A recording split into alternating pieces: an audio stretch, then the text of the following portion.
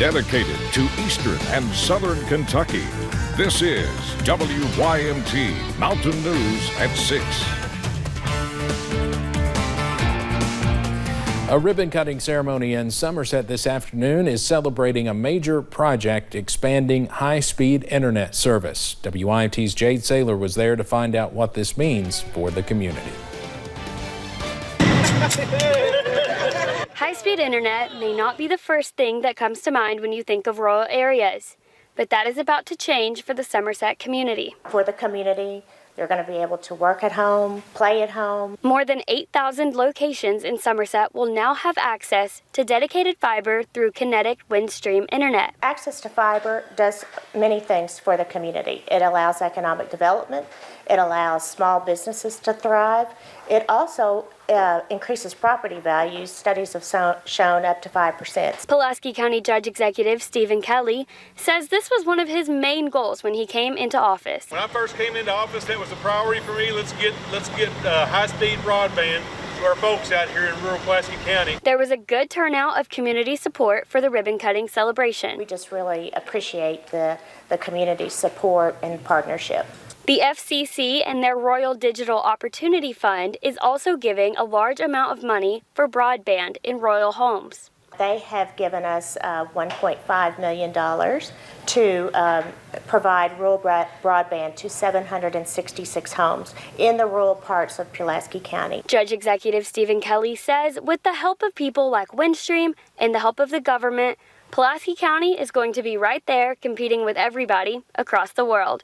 In Somerset, Jade Saylor, WYMT Mountain News.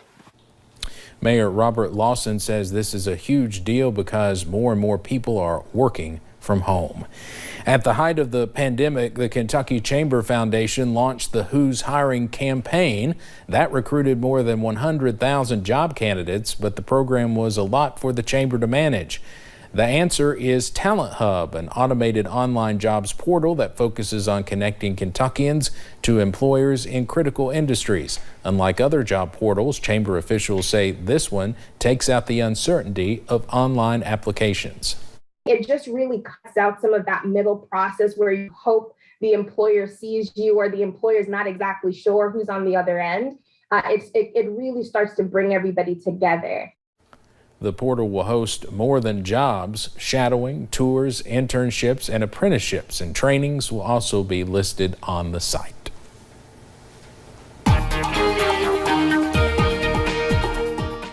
Been keeping a close eye on showers and storms moving through the mountains as we've gone through this afternoon and now into this evening, some of which have been strong to briefly severe out there. Looking at one of those moving in to Perry County from our Buffalo Mountain camera.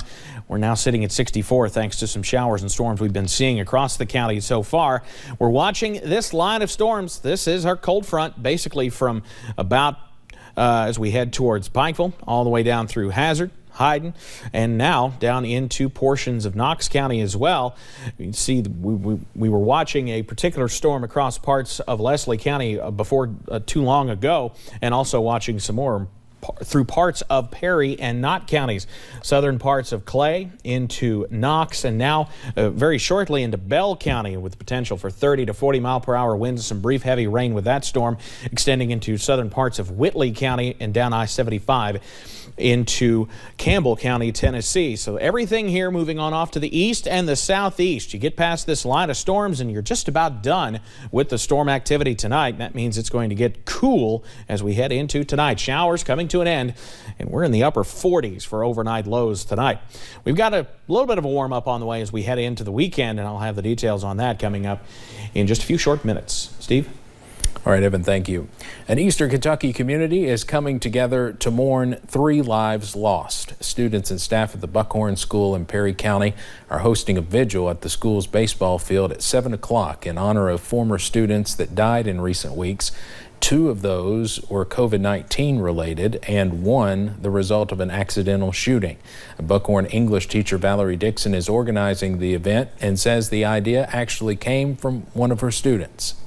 She really wanted a way to kind of help the students mourn this loss, and she didn't really want to flood, the funeral home with all of the students at one time. So she asked if we could do something here at the school. And, we're a close-knit community here. And so we were all for letting them do that. Dixon says candles will be provided, and we'll have a recap of the vigil tonight at 11. Right now, there's a vigil at the Newman Center on UK's campus honoring the life of Lofton Hazelwood. He died earlier this week of suspected alcohol poisoning. His death is hitting the Greek life community hard, and it prompted UK to make big changes for fraternities on campus. Chad Hedrick explains what will happen going forward. Yeah, right inside behind me, students and friends are coming together to mourn 18-year-old Lofton Hazelwood. This is the second vigil this week in the 18-year-old's memory. Students held an impromptu vigil Tuesday night. This one will also include a mass starting around 7:30. Tonight's vigil comes just hours after UK administrators announced indefinite suspensions of activities for new members of fraternities on campus. The university says this move is part of a review to make sure the health and safety of students is protected. We've got to evaluate what we do in terms of our policies and procedures and what our students do. That review includes requiring new training for all interfraternities on campus with a focus on hazing, bystander intervention, and university expectations. And that's basically training around the idea of when to intervene when you see something wrong, or when you see someone in a position where they may be about to take a wrong step or be a victim of something. The university says there is a general understanding by chapter leaders about this decision. Of course, right now, the immediate focus is on honoring their friend. Again, that's happening inside behind me. On UK's campus, Chad Hedrick, WKYT. The university says there are two parallel investigations into Hazelwood's death, one by UK police, the other by the Office of Student Conduct. The findings from those investigations will be released when they are finished. Governor Andy Beshear said today we are improving in nearly every element against COVID. But as this wave shrinks, the governor says we cannot drop our guard and let cases increase again. He says schools are looking to unmask, but that is just too dangerous of a risk to take. That again shows that the level of disease is declining.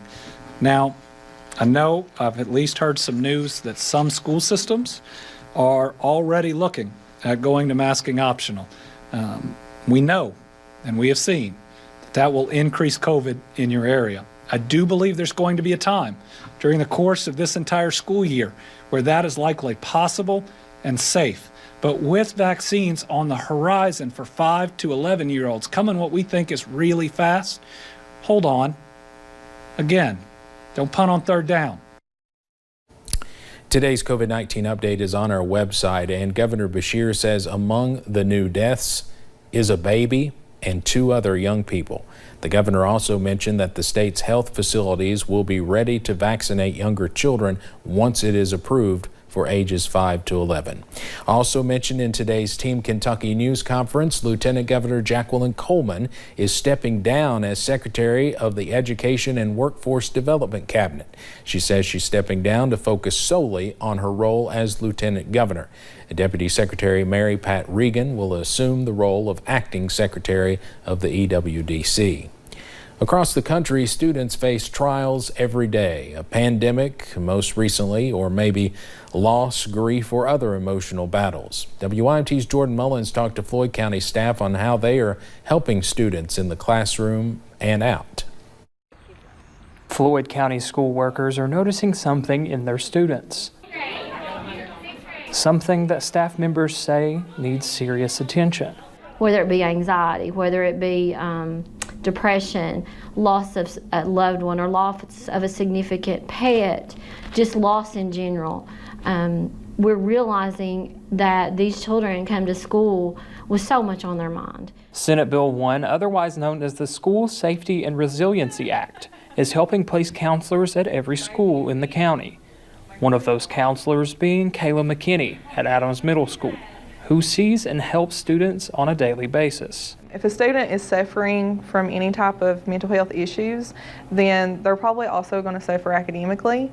So I think that's the number one thing we really have to worry about, and we really have to help our students to get to a good place mentally. Fannin and McKinney say the pandemic is only increasing student mental health issues. but claims they are not the only ones impacted. It brought to light a lot of those issues. I definitely think it has increased the mental health issues, but who hasn't been affected in that way because of it? Letting students know to reach out to a counselor or a trusted adult. It's okay to reach out. It's okay because guess what? Adults have these feelings too, not just children. To fight their battles together and let them know they are not alone.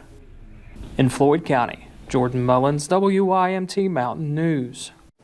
McKinney says this was her first year as a school counselor, and the transition from high school teacher to middle school counselor was a scary one, but helping children on an emotional level was exactly what she needed. Colleges in our region are starting to see an increase in enrollment after a down year because of the pandemic. WYMT's Dakota Maker has talked with college leaders about what they are seeing and what they are hoping for moving forward. More than 1,300 students toured the University of Pikeville since September 1st. You look in a matter of 7 weeks, on average about 200 students a week touring campus. And you can tell the excitement. It is very exciting because they're bringing that excitement to campus. Gary Justice with UPike says last year's enrollment numbers were down, but they met expectations. This year we've been on fire. As of this morning, we've actually already surpassed our application total from last year already. At Southeast Kentucky Community and Technical College, it is seeing a similar trend with a nearly 2% increase in enrollment. Biggest increase has been our high school students. So if it hadn't been for our high school dual credit students, we would have seen a really significant drop. Saying the recent spike in COVID caused enrollment to level out. We are seeing a little bit of a downward slope in the pandemic now, and hopefully if that continues to decline, our enrollments for spring will return back closer to normal. Both saying in-person classes are helping increase enrollment numbers. A lot of the students, they miss that in-person class. Even in high school, they miss that socialization. They miss that in-person learning. They miss the ability to raise their hand in class. A lot of our technical and healthcare programs, they have to have that face-to-face time and clinical times. Excited to see numbers bounce back. Dakota Makeris, WYMT Mountain News. A spokesperson for the Kentucky Community and Technical College system say they too are seeing a nearly 2% increase in enrollment than last year. And coming up, you'll need to keep the rain gear handy, but you'll need that coat for a different reason by the time we head into tomorrow night. If you're headed out to those high school football games, I'll have the very latest on the way. And we'll take you to Whitesburg, where a man's dream of selling popcorn is becoming a reality with the help of his community.